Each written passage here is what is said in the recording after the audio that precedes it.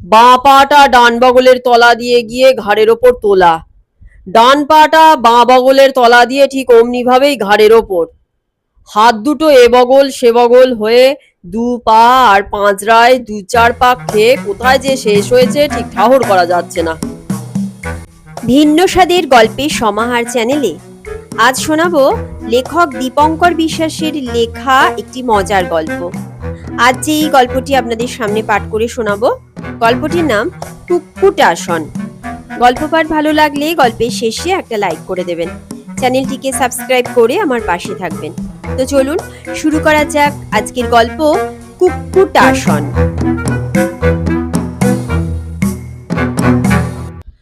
Mandakini new market থেকে ফিরলেন পুজোর বাজার সেরে। ঘরে ঢুকেই দেখেন রামলাল পরম নিশ্চিন্তে পাখার নিচে বিছানায় শুয়ে হাত পা ছড়িয়ে খুব মন দিয়ে কি একটা বেশ মোটা বই পড়ছেন। মনোযোগ এমনই কঠোর যে মন্দাকিনীর ঘরে ঢোকা টেরই পাননি। মন্দাকিনী জিজ্ঞেস করেন, কি বই ওটা দেখি? নতুন কিনলে বুঝি?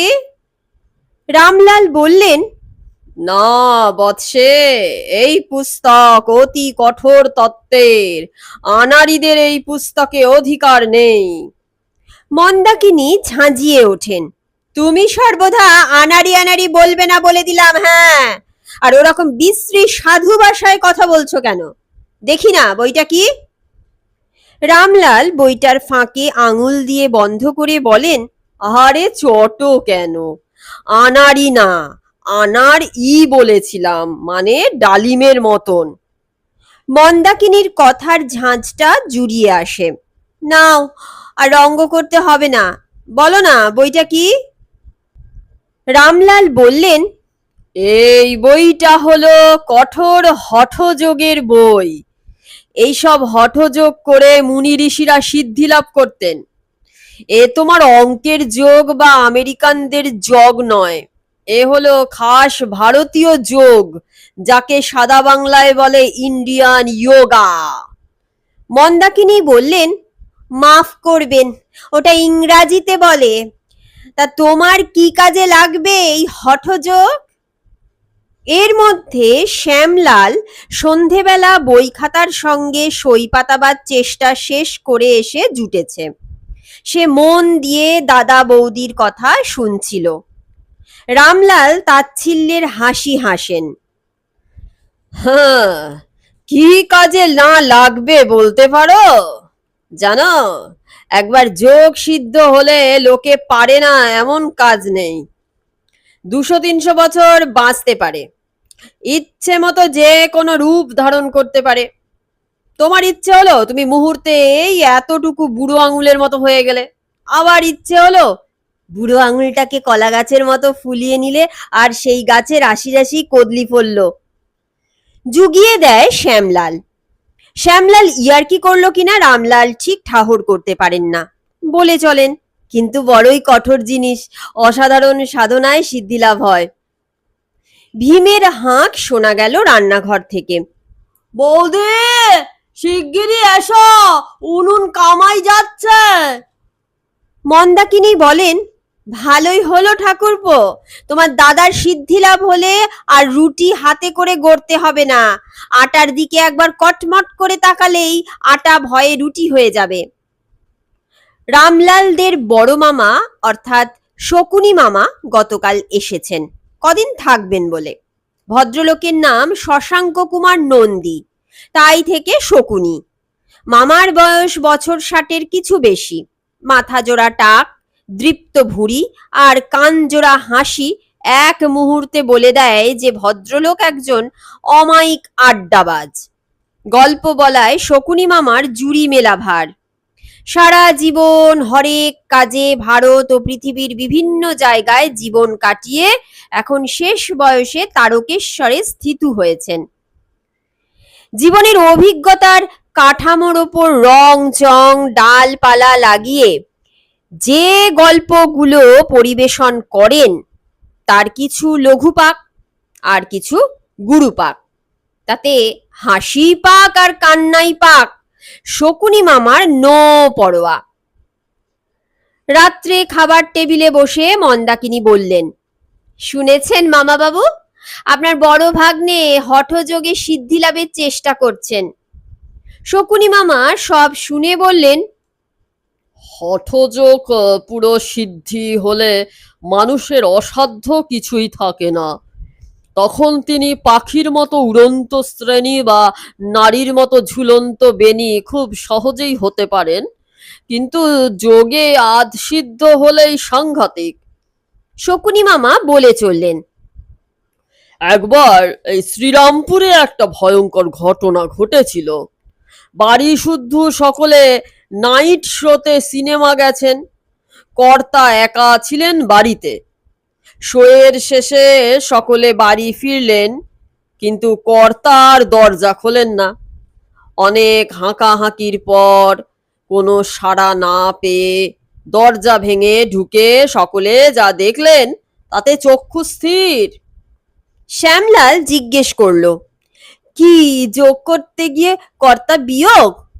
মন্দাকিনী বললেন, না না, মনে হয় কর্তা পাখি হয়ে জানলা দিয়ে উড়ে গেছেন বা যোগ বলে চিতাবাঘ সেজে বসে আছেন। শকুনি মামা বললেন, কাছাকাছি গেছো। সবাই দেখলো টেলিভিশনের সামনে কর্তা একটা বিকট মূর্তি ধরে উপুর হয়ে পড়ে আছেন। বাঁ পাটা ডান বগলের তলা দিয়ে গিয়ে ঘাড়ের ওপর তোলা, ডান পাটা বাঁ বগলের তলা দিয়ে ঠিক অমনি ভাবেই ঘাড়ের ওপর। হাত দুটো এ বগল সে বগল হয়ে দু পা আর পাঁজরার দু চার পাক খেয়ে কোথায় যে শেষ হয়েছে ঠিক ঠাহর করা যাচ্ছে না।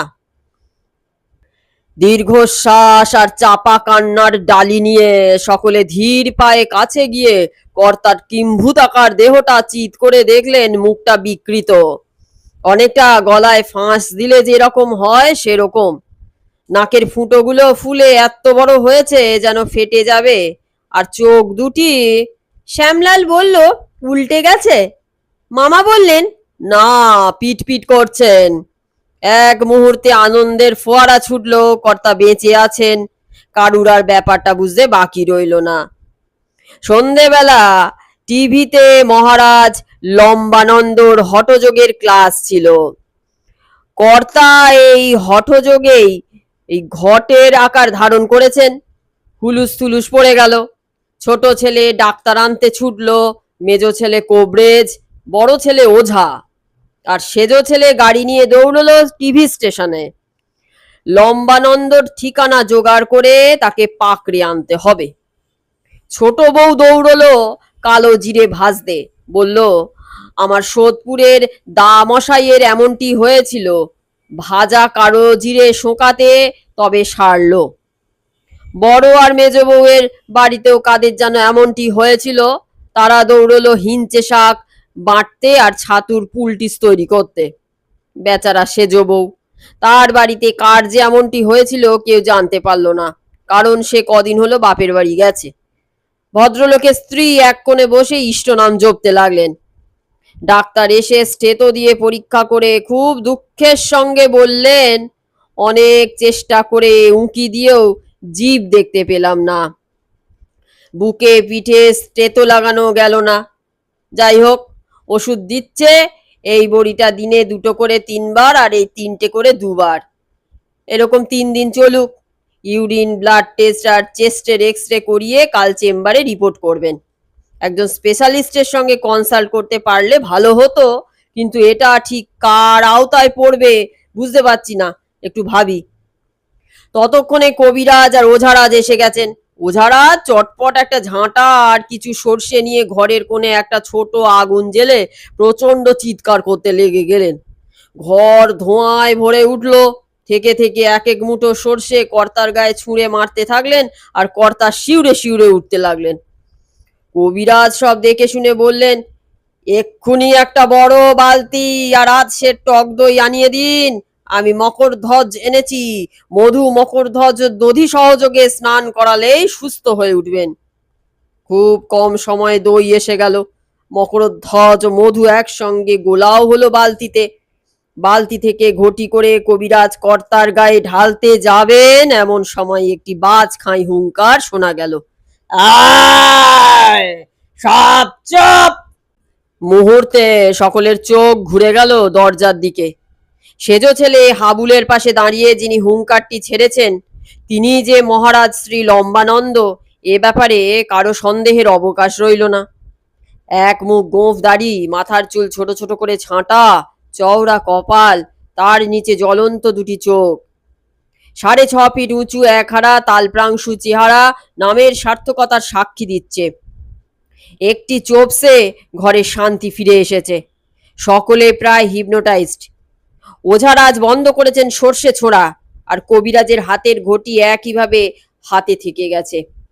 শ্রী লম্বানন্দ এগিয়ে গেলেন কবিরাজের দিকে, বালতিটি দেখিয়ে জিজ্ঞেস করলেন, এটা কি? কবিরাজের বর্ণনা শুনে শ্রী লম্বানন্দ সেই রাগী বাজখাই গলায় বললেন, ওটা আমার হাতে দিন। কবিরাজের হাত থেকে ঘটিটা ঝটিতে কেড়ে নিয়ে হ্যাঁচকা টানে মাথার ওপর তুললেন। অনেকেই রক্তারক্তির ভয়ে চোখ বুঝল। শ্যামলাল জিজ্ঞেস করলো, কি ছুঁড়ে মারলেন না ধাই করে এক ঘা? মামা বললেন, না। লম্বানন্দ ঢক ঢক করে ঘটিটি ফাঁক করে বললেন, বড় তেষ্টা পেয়েছিল, বলে এই বালতি থেকে আরেক ঘটি তুলে নিলেন। মন্দাকিনী বললেন, যোগীর তেষ্টা এক ঘটিতে কি হবে? এরকম করে কি পুরো বালতিটাই সাবড়ে দিলেন? মামা বললেন, না, শ্রী লম্বানন্দ দ্বিতীয় ঘটিটা নিয়ে সোজা ওঝারাজের আগুনে ঢেলে দিলেন। আগুন গেল নিভে। ওঝারাজ কোকিয়ে উঠলেন, এক্ষুনি বিদেহী আত্মা দাঁতে করে বালতি নিয়ে চলে যেত, আর আপনি? শ্রী লম্বানন্দ হুঙ্কার ছাড়লেন, চুপ! শ্রী লম্বানন্দ এগিয়ে এলেন কর্তার দিকে, বললেন, ত্রিবন্ধাসনে এরকম হবারই কথা। ত্রিবন্ধ মানে 3টি অঙ্গ বন্দী হয়ে পড়ে হাত, পা আর মুখ একেবারে নাড়ানো যায় না।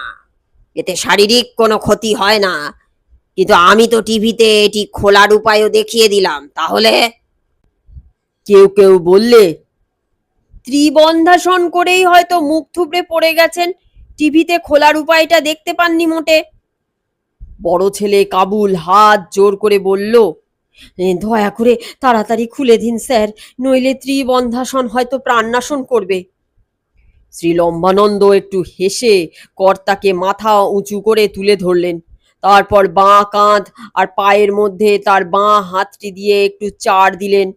তার পরক্ষণেই কর্তার পিঠে এক 82 শিক্ষার চাপড়। সকলে হায় হায় করে উঠতে যাচ্ছিল, কিন্তু তার আগেই ম্যাজিকের মতো কর্তা শটান খাড়া হয়ে ছোট ছেলেকে গাল পাড়তে শুরু করেছেন। হতভাগা, টাবলেটার যদি কোনো বুদ্ধি হয়ে থাকে, সামনে দাঁড়িয়ে মজা দেখছিলি, বাপ যে কতক্ষণ সিগারেট খায়নি সে হুঁশই নেই। পারলি না বুদ্ধি করে মুখে একটা সিগারেট গুঁজে ধরিয়ে দিতে? দাও গিন্নি, প্যাকেটটা দাও। কবিরাজ সব দেখে শুনে জিজ্ঞেস করলেন, প্রভু, এই শেষ আসনটার নাম যদি বলেন। মহারাজ শ্রী লম্বানন্দ একটু হেসে হাবুলকে বললেন, অনেক রাত হলো, চলো ফেরা যাক। শ্রী লম্বানন্দ বেরিয়ে গেলেন। ওঝারাজ বললেন, আমি এক সময় কিছু কিছু যোগ শিখেছিলাম, ওটা হলো সম্পূর্ণ চপেটাসন। শকুনি মামা গল্প শেষ করে বললেন, বুঝলে তো, হঠ যোগে আদ সিদ্ধ হওয়ার বিপদ। রামলালের মুখ দেখে বুঝেছেন কিনা ঠিক বোঝা গেল না, গুম হয়ে রইলেন। পরদিন সকালে মন্দাকিনী শ্যামলালকে বললেন, তোমার দাদা আজ ভোর 4টেই উঠেই পাশের ঘরে গিয়ে দরজা বন্ধ করে দিলেন। তারপর ও ঘর থেকে খুটখাট, ধূপধাপ, চুপচাপ, হিসাস সব ধরনের আওয়াজ আসতে থাকলো। আমি তো ভয়ে কাঁটা হয়েছিলাম, যদি শ্রীরামপুরের কর্তার মতো অবস্থা হয়। তারপর দেখলাম না, তা হয়নি। রামলালকে আসতে দেখে মন্দাকিনী থামলেন। প্রাতরাশ খাবার সময় রামলাল ডিমের অমলেট সরিয়ে দিয়ে বললেন, আজ থেকে আমি মাছ মাংস ডিম ছেড়ে দিলাম। শকুনি মামা বললেন। হ্যাঁ, যোগ সিদ্ধির জন্য সব ত্যাগ করতে হয় বই কি। রামলাল বুঝিয়ে দেন। ওসব আসলে বিড়াল কুকুর শ্রীগালের খাদ্য। ঘেরণ্ড সংহিতা বা হঠযোগ প্রদীপিকা পড়লেই জানতে পারবেন। মন্দাকিনী বললেন, কি যা তা বলছো, শরীর খারাপ হয়ে যাবে যে। শ্যামলাল বলল, কেন বেকার ঝামেলায় জড়াচ্ছ দাদা? দুদিন পরেই খেতে ইচ্ছে করবে, তখন আর প্রেস্টিজের খাতিরে খেতে পারবে না। রামলাল মন্দাকিনীকে বললেন, আমার জন্য নিরামিষ ব্যবস্থা করবে। বলেই উঠে গেলেন। কাজ থেকে ফেরার পর রামলালকে দেখা গেল পাখার নিচে বিছানায় চিৎপাত হয়ে সেই মোটা বইটা গিলছেন। তারপরেই পাশের ঘরের দরজা বন্ধ আর রকমারি শব্দ। শকুনি মামা বললেন, সাধনার সান্ধ্যভাগ, হয়তো কুক্কুটা আসন করছে। ওটা খাবার টেবিলে করলেই তো হতো। রামলাল সকলের অনেক আগে খেয়ে শুয়ে পড়লেন, বোধহয় ভোর 4টেই উঠবার জন্য। এই একই রুটিনে যখন 1 সপ্তাহ কেটে গেল, বাড়ির সকলে বুঝলো যে ব্যাপারটা প্রথমে যত সহজ ভাবা গিয়েছিল তত সহজ নয়। ভীম পর্যন্ত বলল, বৌদি, একটা উপায় না বার করলে তো বড় মুশকিল। দাদাবাবু যে শুকিয়ে শেষ হয়ে যাবে। শকুনি মামা বললেন, আর কটা দিন থেকেই যাই, এই বিপদে তোমাদের ফেলে তো আর যেতে পারি না। শ্যামলাল বলল, বৌদি, দেখেছ আজ বিকেলে দাদা হাতে ভগবত গীতা নিয়ে পায়চারি করছিল। মন্দাকিনী আঁতকে ওঠেন। কি সর্বনাশ! তোমার দাদা কি সন্ন্যাসী হবার প্ল্যান করছে নাকি? জিজ্ঞেস করলে তো মুখের আকারে না। রামলালের হঠযোগ সাধনা ও ভগবত প্রেম যত উতলোতে লাগলো, তার পার্থিব জগতের প্রতি স্পৃহা যথারীতি ততই কমতে শুরু করলো। কাজকর্মে মন নেই, বাড়ি থেকে বেরুনো ঢোকার ঠিক নেই। একদিন অনেক রাত হয়ে গেল, রামলাল আর বাড়ি ফেরেন না। মন্দাকিনী ঠায় বারান্দায় দাঁড়িয়ে। শকুনি মামা প্রায় আধ ঘন্টা হলো অন্যমনস্ক হয়ে দাঁত খুঁচিয়েই চলেছেন। শ্যামলাল গল্পের বইয়ের একটা পাতায় দাঁড়িয়ে আছে 15 মিনিট। আর ভীম রামলালকে খুঁজতে গেছে শ্রীকান্ত বাবুর বাড়ি। যখন রাত 11:30 বেজে গেল, শকুনি মামা বললেন, আর তো অপেক্ষা করা যায় না, পুলিশে আর হাসপাতালে খবর নিতেই হয়। শ্যামলাল পড়ল ফোন নিয়ে। রাতের দিকে কলকাতার টেলিফোনের অবস্থা কিঞ্চিত ভালো হয়। শ্যামলাল ঝটপট অনেকগুলো থানার লাইন পেয়ে গেল। কাছে পিঠে কতগুলো থানা বলল ওই নামের কোনো লোক ধরা পড়েনি। জোড়াবাগান থানা থেকে ওসি বললেন, হ্যাঁ, ওই নামের একজনকে ধরা হয়েছে। অপরাধটা এখনো সঠিক বোঝা হয়নি। লোকটা মনে হয় চোরাই আফিম চালানোর সঙ্গে জড়িত। আপনি কিছু ভাববেন না স্যার, এক্ষুনি আমরা টাঙিয়ে ঠ্যাঙাবো, তখন ব্যাটা ঠিক কবুল করবে। আমি কাল লালবাজারে আপনার সঙ্গে দেখা করব, একটু দরকার আছে স্যার। শ্যামলাল বলল, কি কেলেঙ্কারি কাণ্ড বুঝেছ? দাদাকে ধরেছে আফিমের চোরাচালানের দায়ে। শকুনি মামা বললেন, আর এক্ষুনি যদি না ছাড়ানো যায় তাহলেই কেস করে দেবে। তখন ছাড়াতে কোর্ট ঘর করতে হবে। সেবার দার্জিলিং এ ঠিক এরকম হয়েছিল। শ্যামলাল ঝাঁঝিয়ে উঠল, আপনি থামবেন। শকুনি মামার গল্প অঙ্কুরেই বিনাশ হওয়াতে উনি কিন্তু চটলেন না, শ্যামলালকে সাপোর্ট করলেন। ঠিকই তো, এটা কি গল্প বলার একটা সময় হলো? মন্দাকিনী প্রায় ধরা ধরা গলায় বললেন, কি হবে গো ঠাকুরপো, তোমার দাদাকে কি ওরা সত্যি ঠ্যাঙাবে নাকি? তুমি অত নার্ভাস হয়ে না তো, একটু ভাবতে দাও। হ্যাঁ, তুমি ভাবো, আর ওদিকে ওরা তোমার দাদাকে এতক্ষণে টাঙিয়ে দিয়েছে। হঠাৎ পেয়ে গেছি বৌদি বলে শ্যামলাল দৌড়লো টেলিফোনের দিকে। হ্যালো, জোড়াবাগান থানা, ওসিকে দিন। ওসি বললেন, বুঝতে পেরেছি স্যার, গলা শুনেই চিনতে পেরেছি। বলুন কি করতে হবে। শুনুন, আমাদের কাছে এক্ষুনি খবর এসেছে যে রামলাল বলে যে লোকটিকে ধরেছেন সে ওসব আফিমের মামলায় নেই। ও একজন সৎ ব্যবসায়ী। ঠিকই খবর পেয়েছেন স্যার, লোকটিও বহুবার ওই একই কথা বলছিল। আমারও তাই মনে হয়েছিল স্যার। লোকটা সৎ ব্যবসায়ী না হয়ে যায় না, কিন্তু কি করব বলুন স্যার, এই নতুন সাব ইন্সপেক্টরগুলো এত ফাজিল হয়েছে যে কোনো কথাই শুনতে চায় না। এক্সপেরিয়েন্স নেই তো, তাই আফিমের চোরা কারবারি আর সৎ ব্যবসায়ীর মধ্যে পার্থক্য বোঝে না। বলছি, লোকটাকে কি টাঙানো হয়েছে? না স্যার, সবে হাতে দড়ি বেঁধেছে। ওকে এই মুহূর্তে খালাস করে দিন। এই মুহূর্তে দিচ্ছি স্যার। তিওয়ারি, ওই লোকটাকে আভি খালাস করে দাও। আমি স্যার কাল সকালে আপনার সঙ্গে লালবাজারে দেখা করব, একটু দরকার আছে। শ্যামলাল ফোন নামিয়ে রেখে বলল, যাক, আর চিন্তা নেই, দাদা এক্ষুনি এসে পড়বে। শ্যামলালের কথা শেষ হবার আগেই দরজায় বেল বেজে উঠল। দরজা খুলতেই প্রবেশ করলেন রামলাল। মন্দাকিনী, শ্যামলাল আর শকুনি মামা একসাথে চেঁচিয়ে উঠলেন, এত তাড়াতাড়ি এসে গেলে? রামলালের গলায় অভিমান। কেন, 12:30টা কি যথেষ্ট রাত নয়? শকুনি মামা বললেন, না, মানে এই তো তোমাকে ছাড়ার হুকুম দেওয়া হলো, তাই আর কি। রামলাল বললেন, কি যাতা বলছো? ছাড়ার হুকুম মানে? আর আমাকে ছাড়ার হুকুম কে দেবে? আমি নিমতলা শ্মশানে এক সাধু বাবার সঙ্গে বসেছিলাম। আশেপাশে অনেকেই গাঁজা টাজা খাচ্ছিল। তোমরাও কি ওখানে ওইসব চালাচ্ছিলে? মুহূর্তে ব্যাপার জলের মতো পরিষ্কার হয়ে গেল। সমস্ত কথা শুনে রামলাল একটি দীর্ঘশ্বাস ছেড়ে কপালে হাত ছুঁয়ে বললেন, সবই তার ইচ্ছে। আর এক রামলাল যে ছাড়া পেল, সেও তাঁরই ইচ্ছে। শ্যামলাল নিমিত্ত মাত্র। শকুনি মামা বললেন, হ্যাঁ, ধরা পড়েছিল, সেও তাঁরই ইচ্ছা। রামলাল বললেন, ঠিক তাই। শ্যামলাল বলল, তাঁর ইচ্ছে করে ধরবার, তারপর ইচ্ছে করে ছাড়বার, এসব কি প্রয়োজন ছিল? রামলাল বললেন, ওই তো তাঁর মহিমা। মন্দাকিনী এতক্ষণ গোঁজ হয়ে বসেছিলেন, হঠাৎ খেপে উঠলেন, ওসব মহিমা ফহিমা বুঝি না। তুমি যদি এইসব পাগলামো না ছাড়ো তো কাল থেকে আমি অনশন করব।